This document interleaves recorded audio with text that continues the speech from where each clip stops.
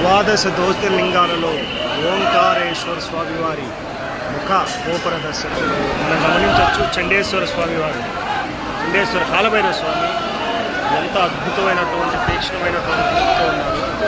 అయిపోయిన తర్వాత నందేశ్వర స్వామివారు మనకి ఇలా దర్శనమిస్తున్నారు.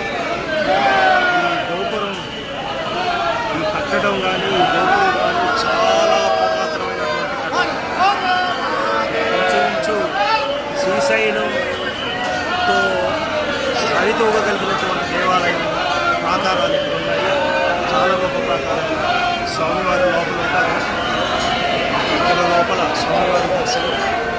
లోపల అలవలేదు కానీ అంతే చూసుకోవాల్సి వస్తుంది. స్వామివారి నందేశ్వర దర్శనం.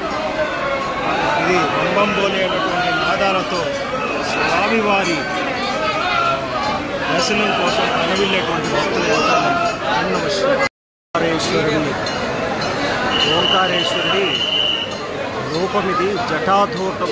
జటాజూటంలాగా రింగుల చుట్టున్నటువంటి దర్శనం ఇది. స్వామివారిని ఆ క్షణం కూడా వదలనటువంటి నిశ్వాసలు ఆపి స్వామివారిని దర్శించుకున్నటువంటి వైనం. మాకైతే దర్శనం తృప్తి తీరలేదు. ఈరోజు రేపు కూడా ఓంకారేశ్వరంలో ఉంటాం కాబట్టి ఇంకొకసారి స్వామివారిని దర్శించుకోవాలని మనదర్శన ప్రాప్తి వస్తుందని భావిస్తూ అందరూ కూడా స్వామివారి ఓంకారేశ్వర దర్శనం చేసుకోవాల్సిందిగా కోరుకుంటున్నారు. ఓం నమః శివాయ.